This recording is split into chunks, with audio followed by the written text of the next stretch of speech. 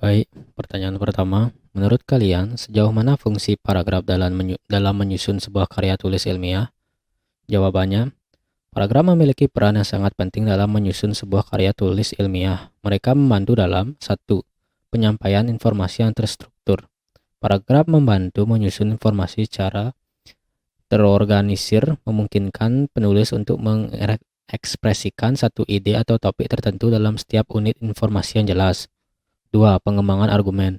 Dalam tulisan ilmiah, setiap paragraf bisa menjadi tempat untuk mengembangkan argumen atau pemikiran dengan mendukungnya dengan bukti, fakta, dan rujukan. Ketiga, memfasilitasi keterbacaan. Dengan menggunakan paragraf yang baik, karya tulis ilmiah menjadi lebih mudah dipahami bagi pembaca. Paragraf yang terstruktur membantu pembaca untuk mengikuti alur pemikiran dengan lebih baik. 4. Menghubungkan ide. Paragraf juga berfungsi sebagai penghubung antara satu ide dengan ide berikutnya. Ini memastikan alur tulisan tetap konsisten dan teratur. Dengan demikian, paragraf dalam karya tulis ilmiah memiliki peran yang sangat penting dalam mengorganisir, menyajikan, dan mengembangkan ide atau argumen yang ingin disampaikan oleh penulis kepada pembaca. Baik, saya akan menjawab pertanyaan nomor 2, yaitu apa yang membedakan paragraf deskriptif dan paragraf eksposisi. Paragraf deskriptif dan eksposisi memiliki perbedaan dalam hal tujuan dan fokus. Paragraf deskriptif bertujuan untuk menggambarkan objek dengan detail dan jelas. Seringkali menggunakan indera untuk membantu pembaca memahami objek yang diceritakan. Di sisi lain, paragraf eksposisi bertujuan untuk memberikan penjelasan atau informasi faktual tentang suatu topik dengan tujuan memberikan pemahaman yang lebih mendalam. Paragraf eksposisi sering digunakan dalam penulisan karya ilmiah, laporan, artikel, dan sejenisnya. Dengan kata lain, paragraf deskriptif lebih fokus pada gambaran detail objek, sementara paragraf eksposisi lebih fokus pada memberikan penjelasan atau informasi faktual tentang suatu topik. Oke, lanjut ke pertanyaan ketiga. Ketika menyusun paragraf yang baik, kapan menurut kalian diperlukan agar tidak terjadi kesalahan? Oke, jawabannya, menyusun paragraf yang baik memerlukan perhatian terhadap beberapa hal, seperti struktur yang jelas, pemilihan kata yang tepat, penyusunan kalimat yang bermakna, dan penggunaan tanda baca yang benar. Kesalahan dapat terjadi jika ada kebingungan dalam alur pikiran, kurangnya koherensi antar kalimat, atau ketidakjelasan dalam penggunaan kata atau tanda baca.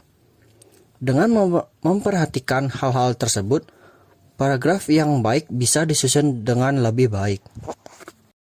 Baik, saya akan menjawab pertanyaan nomor 4, yaitu menurut kalian apa yang terlebih dahulu yang dipersiapkan, gagasan dulukah atau paragraf? Jika tidak ada gagasan, bisakah tersusun sebuah paragraf? Biasanya, proses penulisan dimulai dengan mengembangkan gagasan atau ide terlebih dahulu sebelum menulis paragraf.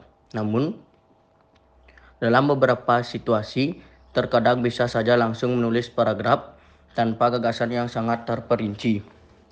Meskipun begitu, memiliki gagasan atau outline sebelumnya bisa membantu memandu arah penulisan dan memastikan paragraf yang dihasilkan lebih terstruktur serta bermakna.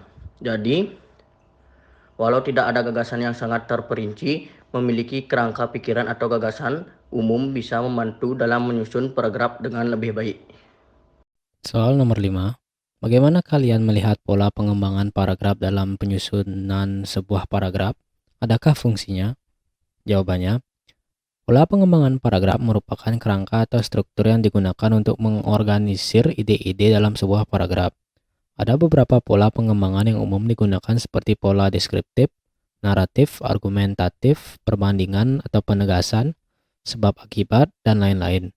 Setiap pola memiliki fungsinya masing-masing, misalnya deskriptif menggambarkan atau menjelaskan suatu topik, naratif menceritakan suatu kejadian atau cerita, argumentatif membuat argumen dengan membahas pendapat dan memberikan alasan atau bukti, perbandingan atau penegasan membandingkan atau menegaskan perbedaan atau kesamaan antara dua hal, sebab akibat menyajikan hubungan antara suatu kejadian dan akibatnya.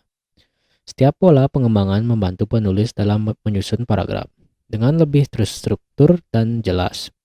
Mereka memungkinkan pembaca untuk memahami informasi dengan lebih baik karena adanya urutan logis atau penekanan yang sesuai dengan tujuan komunikatif paragraf tersebut.